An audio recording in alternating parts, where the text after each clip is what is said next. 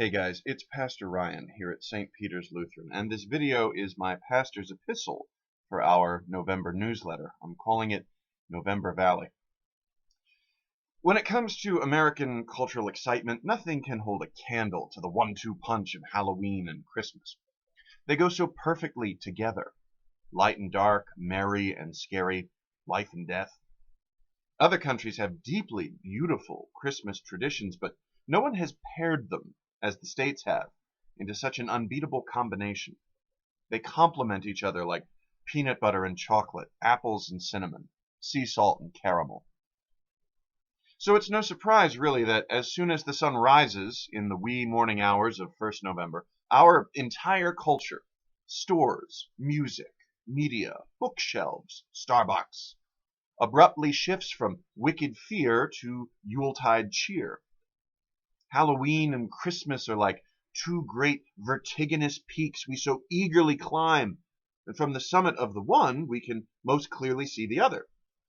Yet take a moment to look down from that height, and you'll notice a lovely valley nestled between the two, replete with overlooked but charming features of its own. November is that valley, a month of strange and wondrous holidays, typically lost in the shadows of Samhain and Santa.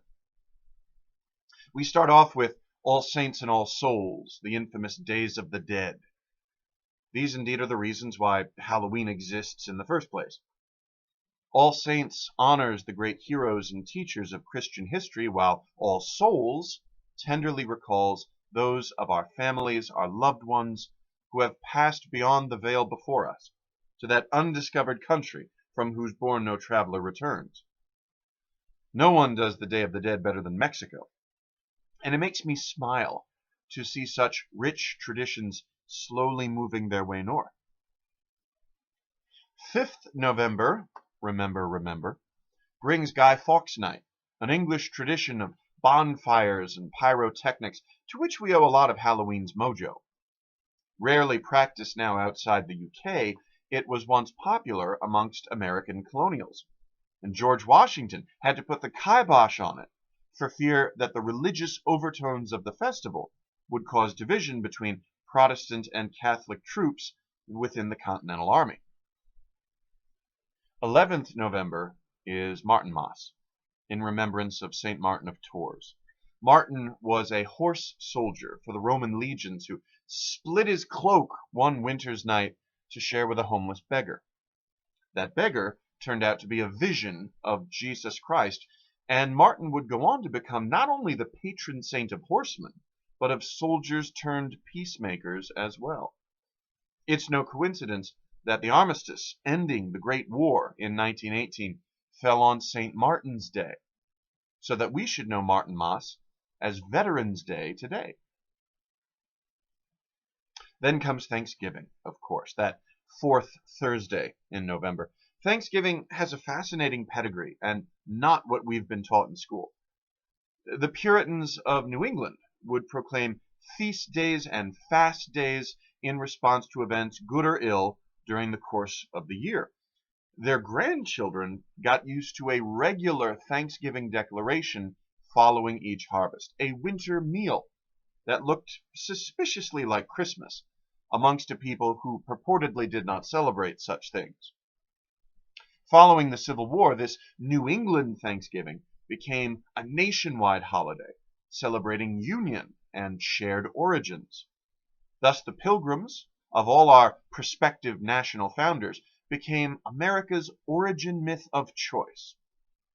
Yet, however convoluted its beginnings, Thanksgiving's themes of gratitude, family, and the sharing of abundance have proven remarkably resistant to commercialization, Black Friday sales notwithstanding. The last Sunday in November typically marks the first Sunday of Advent, the Church's time of quiet, hopeful, humble expectation, stilling our minds, our souls, and our lives in preparation for the Christ child. For as much as our culture loves Christmas, in recent years I've seen holiday albums on sale in September. Advent remains a much-needed corrective to a hectic, stressful season. We must learn to do less at the holidays, to softly lay distractions aside, and to prepare our hearts for the nativity of our King. Then at the end of it all, we have St. Andrew's Day, 30th November, which is pretty big in Scotland. I haven't much to say of this. One tradition is to go duck hunting.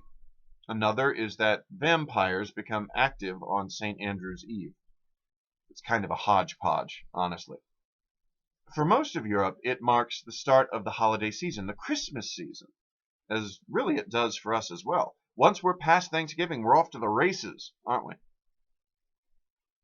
So there you have it, a veritable grab bag of strange and unusual holidays, each charming in its own way and each quite distinct from both Halloween and Christmas. My recommendation, as it always is this time of year, is simply not to get ahead of ourselves. Don't rush into the next holiday, lest we grow sick of Christmas before Christ has yet the chance to be born. November marks the end of autumn and first of snows, such that she has a muted, cozy beauty all her own. Let us take the time to enjoy it, and to find God, as ever, in silence. In Jesus, Amen.